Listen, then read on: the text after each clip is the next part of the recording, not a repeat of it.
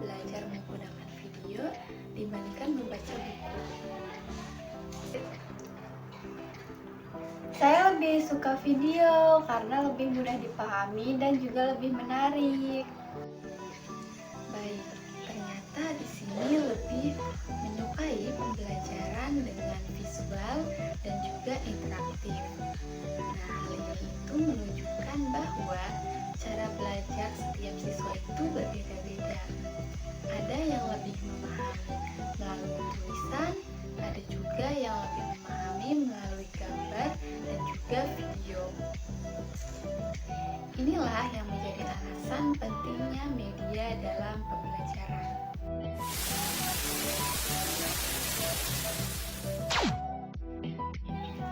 Sebelum masuk ke materi, izinkan saya memperkenalkan diri.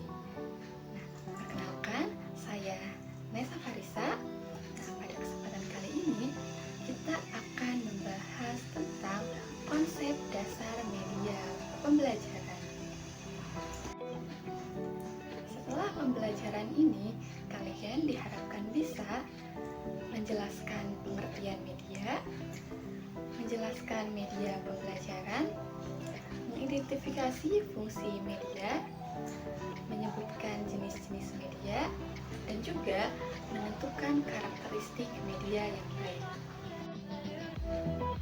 Coba kalian bayangkan, jika guru hanya menjelaskan pembelajaran tanpa gambar ataupun video, apakah kalian mudah memahami? Enggak, karena sulit dibayangkan. Betul sekali. Ketika kita hanya mendengar penjelasan tanpa bantuan visual, seringkali kita sulit membayangkan konsep apa yang dijelaskan. Nah, oleh karena itu, media pembelajaran sangat dibutuhkan untuk membantu proses pemahaman siswa. Nah, sekarang kita mulai memasuki kepada materi. Nah, yaitu kita mulai dari pengertian media. Nah, media itu apa sih?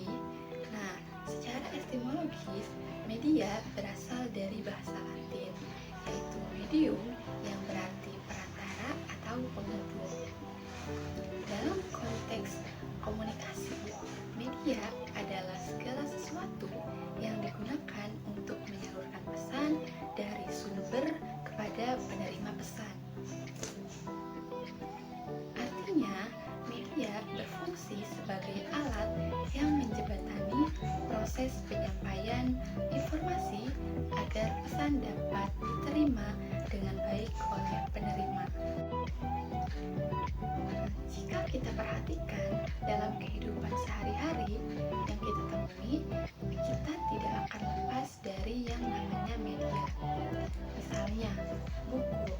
Buku itu digunakan untuk menyampaikan informasi dalam bentuk tulisan. Kemudian ada televisi. Televisi untuk menyampaikan informasi dalam bentuk suara dan juga gambar. Kemudian ada smartphone. Nah, smartphone ini memungkinkan kita mengakses berbagai informasi secara cepat. Selain itu, media juga membantu memperjelas pesan. Misalnya, jika kita hanya menjelaskan sesuatu secara lisan, nah mungkin akan terjadi perbedaan pemahaman. Namun, jika ditambahkan gambar ataupun video, maka pesan itu menjadi lebih jelas dan mudah dipahami. Media juga berperan dalam mengurangi kesalahan interpretasi atau kesalahpahaman. Nah, oleh karena itu, media sangat penting dalam proses komunikasi, termasuk dalam pembelajaran. Izin bertanya, nah kalau semua alat itu bisa disebut media kah? Nah, pertanyaan yang bagus. Jadi, tidak semua alat bisa disebut media. Nah, suatu alat disebut media itu jika alat tersebut digunakan untuk menyampaikan pesan dan juga menyampaikan informasi. Nah, sebagai contoh, papan tulis menjadi media ketika digunakan untuk menjelaskan materi. Namun, jika tidak digunakan untuk menyampaikan informasi, maka tidak disebut media. Nah, jadi yang menentukan adalah fungsi dan penggunaannya, bukan hanya bentuknya saja.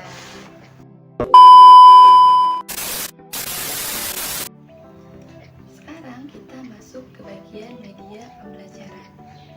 Nah, media pembelajaran itu apa? Dan apa bedanya dengan media yang sebelumnya sudah dijelaskan?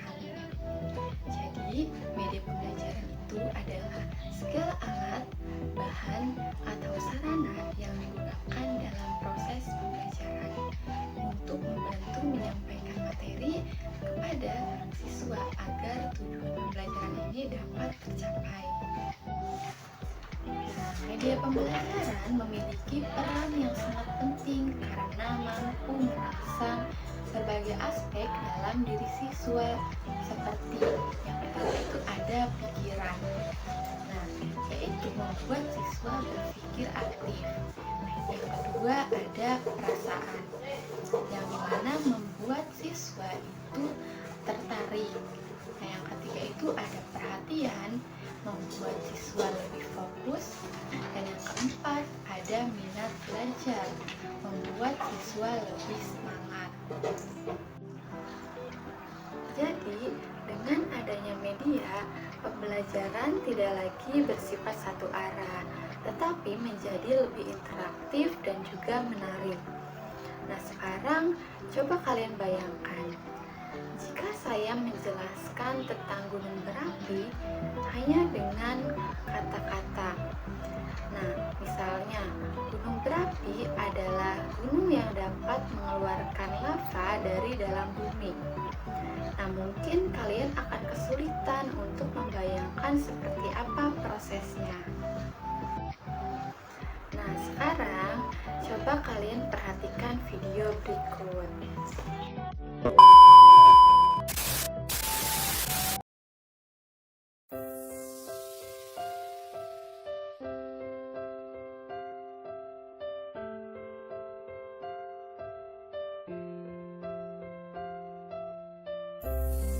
Erupsi gunung api adalah letusan gunung berapi yang diakibatkan naiknya magma yang terkandung di dalam kamar magma di bawah gunung berapi yang meletus dan keluar sebagai lahar atau lava. Selain dari aliran lava, kehancuran oleh gunung berapi disebabkan melalui berbagai cara seperti berikut.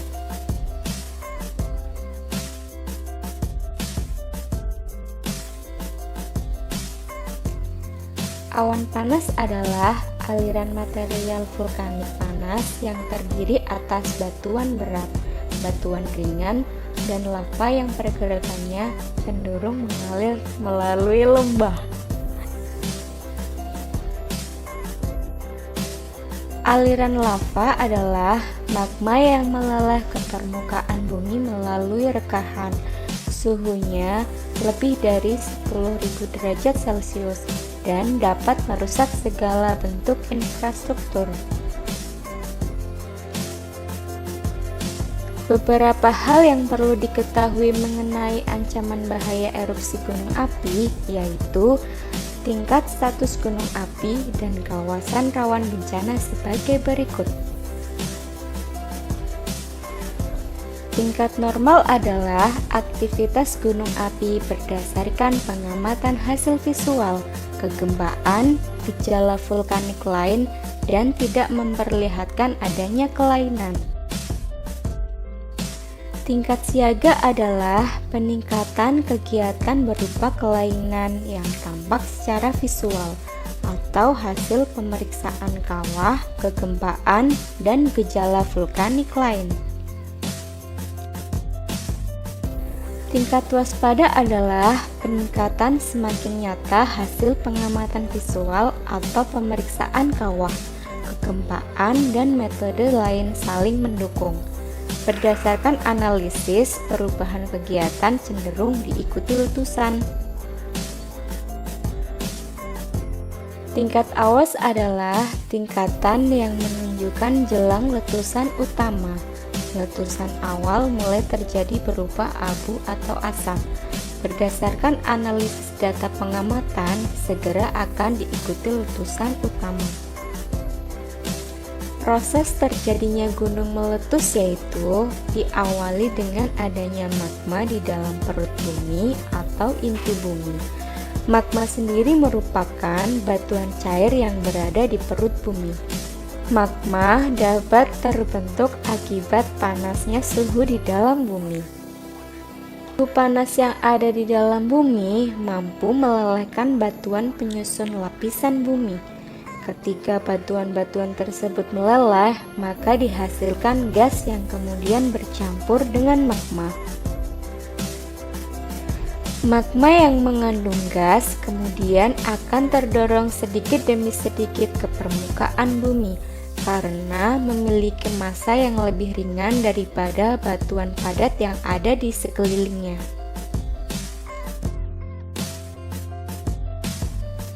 Persiapan prabencana yaitu perhatikan arahan dari PFMBG dan perkembangan aktivitas gunung api.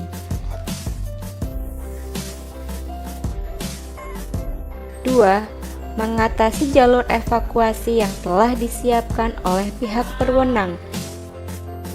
3. Siapkan dukungan logistik antara lain makan siap saji, lampu senter, serta obat-obatan.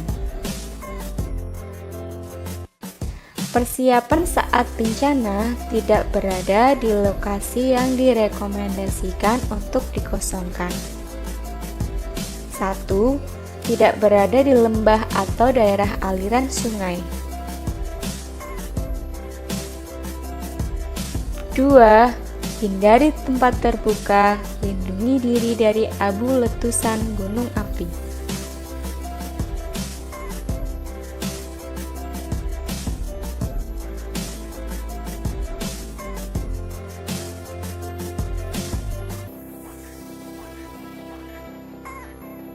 Gunakan masker atau kain basah untuk menutupi mulut dan hidung. Bersihkan atap dari timbunan debu vulkanik karena beratnya bisa merobohkan dan merusak atap rumah atau bangunan. 2. Waspadai wilayah aliran sungai yang berpotensi terlanda bahaya lahar pada musim hujan. Dari video yang telah ditayangkan, kalian bisa melihat secara langsung bagaimana lava keluar dari dalam gunung, bagaimana asap membumi tinggi, dan bagaimana material panas menyebar ke sekitarnya.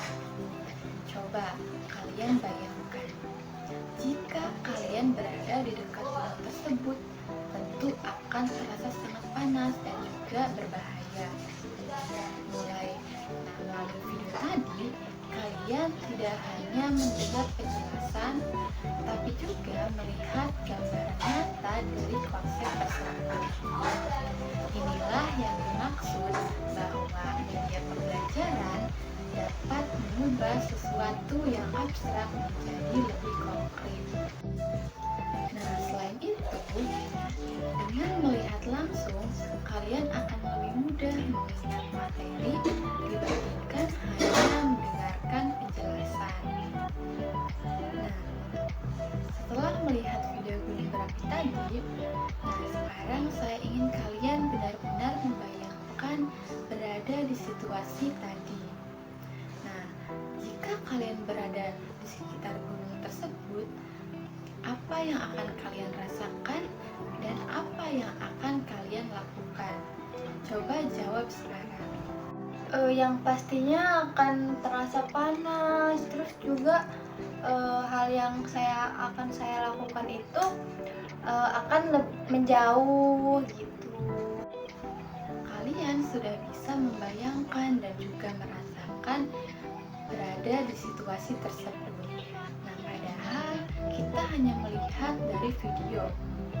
Nah, inilah kekuatan media pembelajaran, mampu menghadirkan pengalaman belajar yang seolah seolah-olah nyata meskipun kita tidak berada langsung di lokasi tersebut. Nah, sekarang coba kalian bayangkan, mana yang lebih kalian pahami, penjelasan tanpa video atau dengan video? Saya lebih suka video karena lebih mudah dipahami dan juga lebih menarik.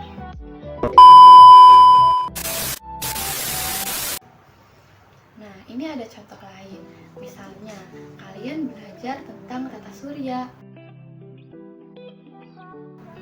Nah, jika hanya dijelaskan bahwa bumi mengelilingi matahari, mungkin sulit untuk kalian bayangkan. Namun, jika menggunakan animasi, kalian bisa melihat pergerakan planet secara jelas. Nah, begitu juga saat belajar tentang organ tubuh, akan lebih mudah dipahami jika menggunakan gambar ataupun model. Mau bertanya lagi, apa bedanya media biasa sama media pembelajaran? Nah, perbedaannya itu terletak pada tujuan penggunaannya. Media biasa digunakan untuk menyampaikan informasi secara umum, sedangkan media pembelajaran digunakan secara khusus dalam proses belajar untuk membantu siswa memahami materi. Nah, jadi media pembelajaran memiliki tujuan yang lebih terarah dan juga terencana. Nah, sebelum lanjut ke pembahasan berikutnya, saya ingin bertanya, media apa yang paling membantu kalian saat belajar? Ada video pembelajaran, gambar, terus aplikasi pembelajaran.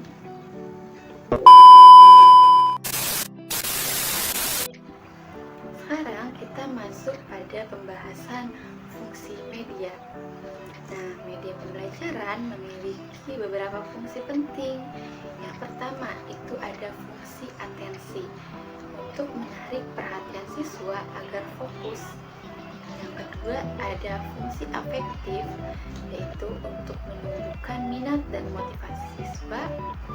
Yang ketiga ada fungsi kognitif untuk membantu memahami materi. Dan yang keempat ada fungsi kompensatoris, yaitu untuk membantu siswa yang kesulitan. Selain itu, media juga bisa membantu menjelaskan materi yang sulit, menghemat waktu pembelajaran, membuat pembelajaran lebih menarik, dan juga mengurangi kebosanan. Karena siswa itu lebih cepat bosan kalau tidak menggunakan media. Jadi dengan itu media sangat berperan dalam meningkatkan kualitas pembelajaran. Mau bertanya, apakah media selalu membuat pembelajaran lebih efektif atau tidak? Jadi jawabannya itu tidak selalu. Media akan efektif jika digunakan dengan tepat. Nah, jika tidak sesuai, justru bisa membuat siswa bingung. Nah, oleh karena itu, pemilihan media harus benar-benar diperhatikan.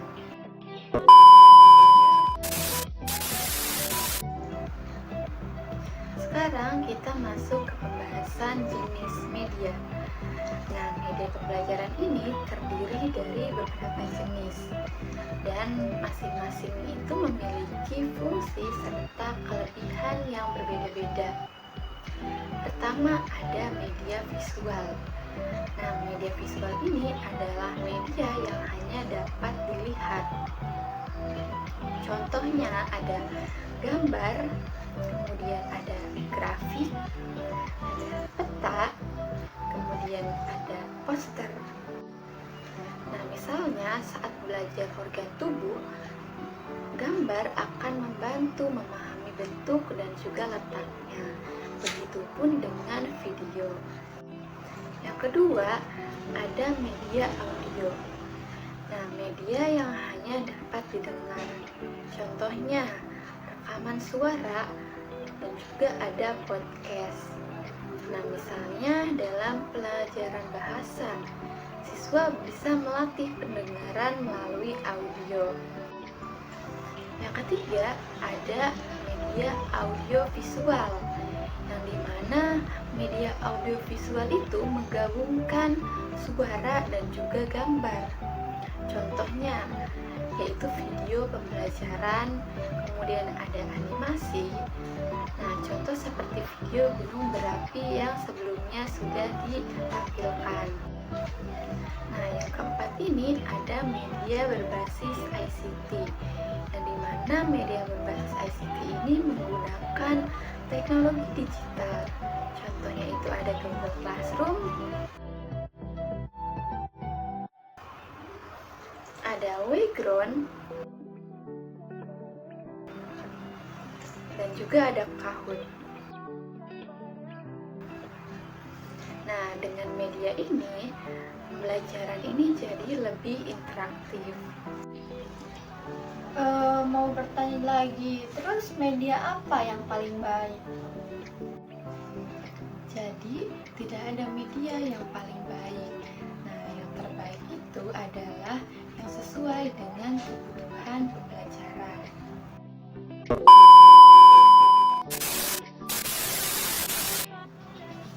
Sebelum kita lanjut, saya mau bertanya. Media yang hanya dapat didengar adalah A. Visual, B. Audio, C. Audiovisual. Ibu, jawabannya itu yang B, yang audio. Ya, benar sekali. Jawabannya itu B. Audio. Sekarang kita masuk ke karakteristik media. Media yang baik harus memenuhi beberapa karakteristik. Yang pertama, sesuai dengan tujuan pembelajaran. Contohnya, jika kita ingin menunjukkan proses, maka video lebih tepat untuk digunakan.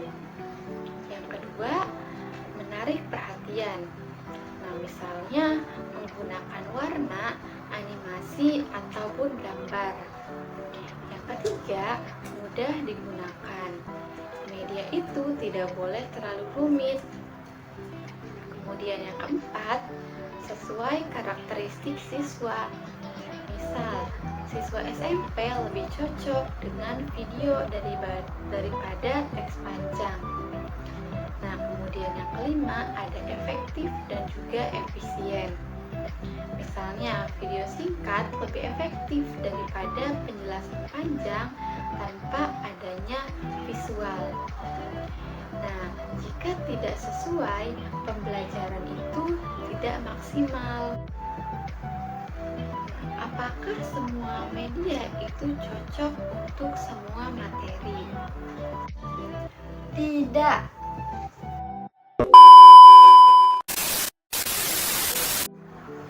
Nah, kemudian ada integrasi ICT. Nah, di era digital seperti sekarang ini, ICT sangat penting. Nah, ICT membuat pembelajaran lebih interaktif, lebih menarik, dan juga lebih fleksibel. Nah, contohnya kita belajar menggunakan video, kemudian menggunakan animasi, bisa menggunakan kuis online seperti Kahoot dan juga yang lain-lainnya. Nah, dengan adanya ICT, siswa ini lebih mudah memahami saat belajar dan juga mereka tuh lebih aktif. Mau bertanya, apakah teknologi itu selalu diperlukan? Sekarang silahkan kalian scan QR code yang ada di sini.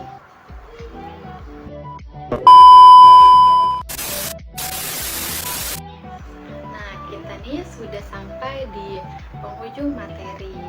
Nah, jadi sebagai kesimpulan, media pembelajaran memiliki peran yang sangat penting dalam proses belajar mengajar.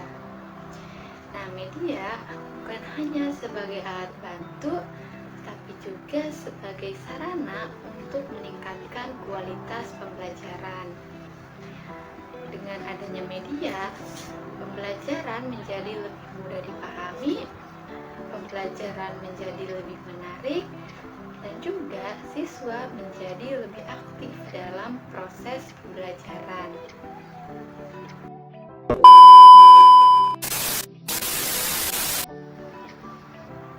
Media juga membantu siswa mengingat materi yang lebih lama karena melibatkan lebih banyak indera. Oleh karena itu, kita harus mampu memilih dan menggunakan media dengan tepat. Nah, dari semua materi yang telah disampaikan, apa yang kalian telah pelajari hari ini? Media itu penting, terus membantu memahami materi, sama bagus sekali. Baik, sebelum kita mengakhiri pembelajaran hari ini, mari kita simpulkan kembali. Nah, karena hari ini itu kita telah mempelajari tentang konsep dasar media pembelajaran, mulai dari pengertian media, media pembelajaran, fungsi media, jenis-jenis media, dan juga karakteristik media yang baik. Semoga materi yang telah kita pelajari hari ini dapat membantu kalian memahami pentingnya media dalam proses pembelajaran. Saya berharap kalian dapat memanfaatkan berbagai media yang ada untuk mendukung kegiatan belajar kalian, baik di sekolah maupun di rumah.